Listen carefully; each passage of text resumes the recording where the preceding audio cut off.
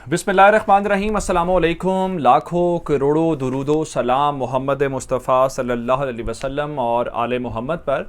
मैं हूँ उमर दराज गोंदल और आप मेरा यूट्यूब चैनल देख रहे हैं। नाज़रीन, अपोजिशन इस मोमेंट तक सिर्फ वजाहतों तक थी।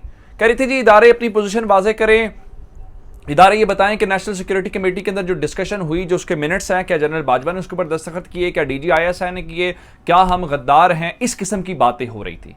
लेकिन अब चूंकि मामला हाथ नहीं आ रहा, अदालत से रिलीफ अभी तक नहीं मिला, इदारे कह रहे हैं जी हम मौकिफ दे चुके हैं, बार बार क्या मौकिफ दें, अब कितनी बार मौकिफ दें। अब वही लोग खुली धमकियों के ऊपर आ गए हैं, जिसको कहते हैं ना ऐलाने जंग कर देना। मौलाना फजलुर रहमान साहब ने बाकायदा, अब मैं भी लफ्ज़ वही इस्तेमाल करूंगा, इदारों के खिलाफ ऐलाने जंग किया है और संगीन इल्जामात लगाए हैं। और मेरा ख्याल ये है कि अब इमरान खान का नहीं, अब फजलुर रहमान का मुहासबा होना चाहिए। और जिस किस्म की बातें आमतौर पर तो ऐसे में गिरफ्तारी मुतवक्के होती है, मैं आपके ऊपर इसके ऊपर बात करूंगा। दूसरे नंबर के ऊपर चल के जी, आमिर लियाकत जो है वो हर गुजरते लम्हे के साथ, अच्छा हैं वो अटेंशन सीकर, इसमें कोई शक नहीं है, वो तवज्जो हासिल करना चाहते हैं, लेकिन उन्होंने जो पिंडोरा बॉक्स खोला है वो बहुत खतरनाक है।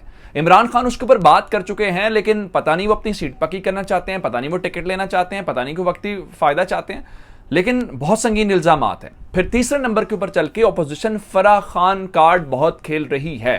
और इल्ला माशाल्लाह पाकिस्तान के सहाफती हलकों और सहाफियों का क्या कहना कि जियो न्यूज उसके अंदर एक प्रॉपर पार्टी बन के रोल प्ले कर रहा है और वो फराह खान के गांव तक पहुंचे। फराह खान इस वक्त कहां पे हैं, किसके साथ हैं, वो भी वो रिपोर्ट कर रहे हैं। और आखिर में आपको बताऊंगा, प्लान में तब्दीली हो गई है जनाब। पंजाब असम्बली का जो 16 अप्रैल को बुलाया जाने वाला इजलास था, उसको आज ही मुकर्ररा तारीख के ऊपर बुला लिया गया है। इसकी क्या वजूहात हैं? क्या नंबर तहरीक इंसाफ के पास पूरा हो गया? क्या चौधरी परवेज इलाही वजीर आला बनने जा रहे हैं? ये डिटेल्स आपके सामने रखेंगे। लेकिन अगर आपने अभी तक चैनल सब्सक्राइब नहीं किया और आप चाहते हैं कि आपको मुस्तनद और बर वक्त खबरें मिलती रहें, तो हमारा चैनल सब्सक्राइब कर लीजिए, बेल आइकन के ऊपर क्लिक कर लीजिए, ताकि हमारी आइंदा आने वाली वीडियोज़ बर वक्त आप तक पहुँच रहे। मौलाना फजलुर रहमान साहब ने कल ये कहा कि हम ये चाहते हैं कि सिक्योरिटी इदारे, ये लफ्ज़ इस्तेमाल किया, वो पोजीशन वाजे करें। अच्छा, ये सारे वो थे जो आज से 2-3 रोज़ पहले तक, यानी 3 अप्रैल से पहले तक शहबाज शरीफ साहब, जरदारी साहब, बिलावल साहब, मौलाना फजलुर रहमान साहब, मरियम साहिबा, ये सारे लोग गवाहियाँ, तसल्लियाँ और पता नहीं क्या कुछ कह रहे थे। ये तो कह रहे थे जनाब कोई किसी को फ़ोन नहीं आ रहा, इदारे न्यूट्रल हैं। और ये क्या कह रहे थे? ये कह रहे थे कि ज़रा इदारे न्यूट्रल हो जाएं और हम इमरान खान को देख लेंगे। इदारे हो गए न्यूट्रल। अब कहते हैं आप जरा ये अपनी न्यूट्रलिटी खत्म करें और फिर हम देख लेंगे इमरान खान को। भाई, आपने इमरान खान को जैसे देखना देखें, इदारों को तो आप अपना काम करने दें। ये आपकी डिमांड थी कि कम से कम आप लोग जो है सियासत से दूर हो जाएं।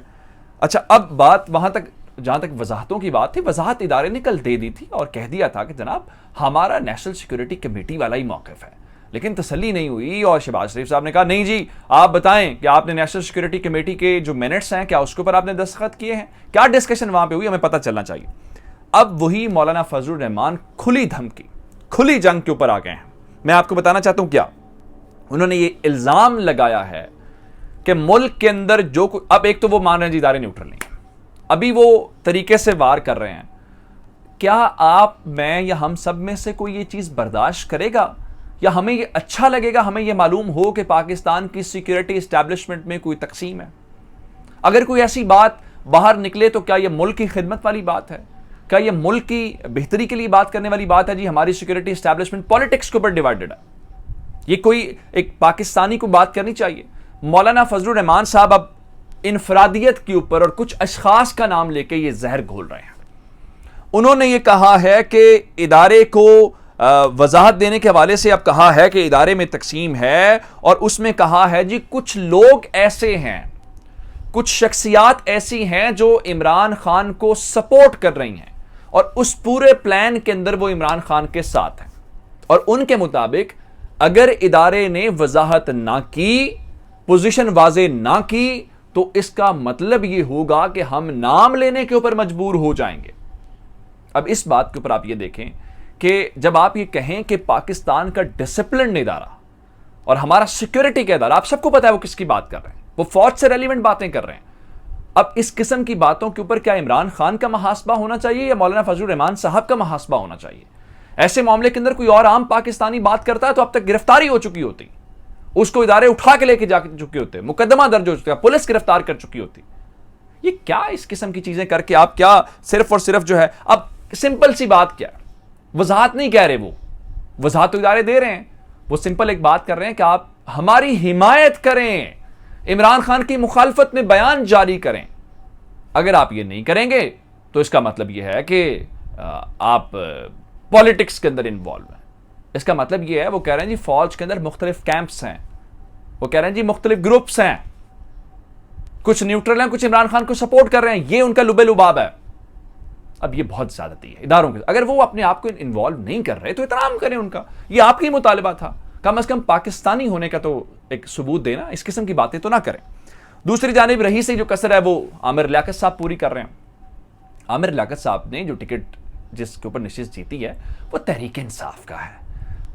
जिस किस्म का सोशल मीडिया के ऊपर उन्होंने एक मेला या ड्रामा लगाया हुआ कुछ दिनों से, ऐसे अल्फाज इस्तेमाल कर रहे हैं, किस किस्म के कर रहे हैं, अच्छा अजीब, वो पता नहीं उनकी जहनी कैफियत थोड़ी डिस्टर्ब बेचारे की हो गई है। जारी बात, आप एक वजह पे होते हैं, मीडिया के अंदर भी उनका एक मकाम रहा है, अब वो ट्रांसमिशन कहीं पे नहीं कर रहे, तो फिर उनकी ज़ाती ज़िंदगी के बहुत सारे हमने वो मसाइल जो भी थे, खैर उसके ऊपर बात नहीं करनी चाहिए, तो वो उस वजह से शायद उनको कोई डिस्टर्बेंस है। अब थोड़े दिन पहले इमरान खान से मुलाकात की अपनी बीवी के साथ जाके, और उस दिन पता नहीं दुआएं और पता नहीं क्या कुछ। अब वो जब ये सिंध हाउस में शाइया था, वहाँ पर ये साहब गए हुए थे, फिर वो कहते हैं मैं वोट देने गया, दरवाज़ा बंद, फिर उसके बाद संगीन इल्ज़ामात लगाए। उनके मुताबिक जी इमरान खान जनरल बाजवा को डी नोटिफाई करना चाहते थे, और आमिर लियाकत साहब के मुताबिक जी इमरान खान ने उनको बुला के ये बात की है। वैसे आमिर लियाकत साहब बहुत ही आमिर लियाकत का शिकवा किया कि मुझे कोई मुंह नहीं लगाता कराची के अंदर, मुझे इजलास के अंदर नहीं बुलाया जाता, मुझे कोई जिम्मेदारी, आप उनके पुराने ट्वीट्स निकाले, अब वो ऐसे फरमा रहे हैं जैसे इमरान खान ने सबसे जो बड़ी बात थी वो कहा आमिर लियाकत को बुलाओ, मैंने सिर्फ उसको बतानी है।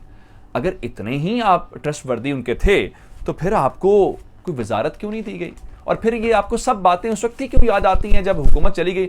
यही बात थी, आप उस दिन बाहर निकलते करते प्रेस कॉन्फ्रेंस कि इमरान खान ज्यादती कर रहे हैं। हालांकि इमरान खान ने अरशद शरीफ के शो में ये बात करती थी कि ये मैं सोच भी नहीं सकता, ये नून लीग का जो मीडिया सेल है ये उनकी डिसइंफॉर्मेशन है। अच्छा, अब ये बातें छोड़ के जी अब वो एक और अपोजिशन के पास फराह खान कार्ड है।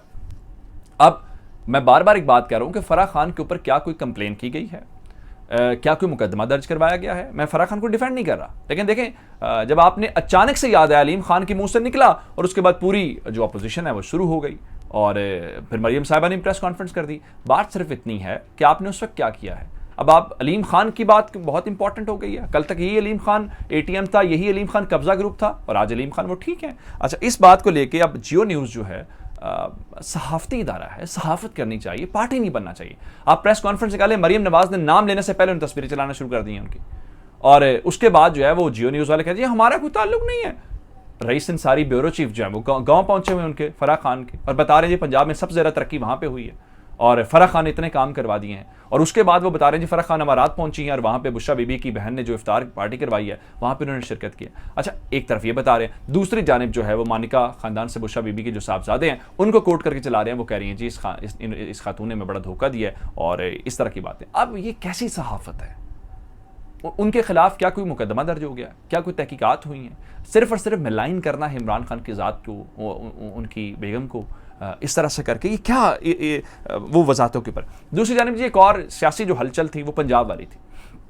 पंजाब के इजलास 6 तारीख को बुलाया गया पहले, फिर उसमें तब्दीली की गई और कहा गया नहीं जी ये 16 अप्रैल को बुलाया जाएगा, और वजह ये थी तोड़ फोड़ हुई है, वो मरम्मतें हमने करवानी है। तो लेकिन उसमें अचानक रात गए इनको ख्याल आया ये तो मामला गड़बड़ हो जाएगा। कैसे?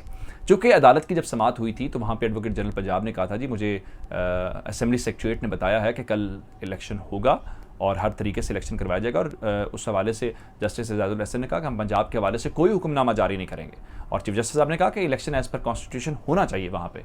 तो इनको ये एहसास हुआ कि सुबह फिर समाअत है और अदालत ने कोई हुक्म दे दिया या कोई ऐसी गड़बड़ होगी तो फिर क्या करेंगे। तो अब खबर मैं आपको दे देता हूँ जनाब, उसके अंदर तब्दीली की गई है और अब दोबारा यानी आज शाम को कोई 7 साढ़े 7 बजे जो हो इजलास है वो बुलाया जाएगा, और चौधरी परवेज़ इलाही और हमज़ा शहबाज का आपस में मुकाबला है। मरीम साहबा और सारे लोग कह रहे हैं जी वो मोनिस सिलाई ने बोरियां पैसे की ली हुई हैं और वो ज़मीर ख़रीद रहे हैं। अब देखते ही है कि तहरीक इंसाफ इस सारे सिचुएशन को टैकल कैसे करती है, क्योंकि खान साहब ने मसरूफ़ दिन गुजारा है, लाहौर के अंदर कारकुनों से भी खिताब किया है। शायद उसके बाद लोग कुछ माने शाने, या क्या वजह, या इनके पास नंबर पूरा हो गया है या अदालत का डर है। लेकिन बहरहाल ये आज की इंटरेस्टिंग शाम होगी। चैनल सब्सक्राइब कीजिएगा। आपकी इस बातों का बहुत शुक्रिया। खुदा हाफ़िज़।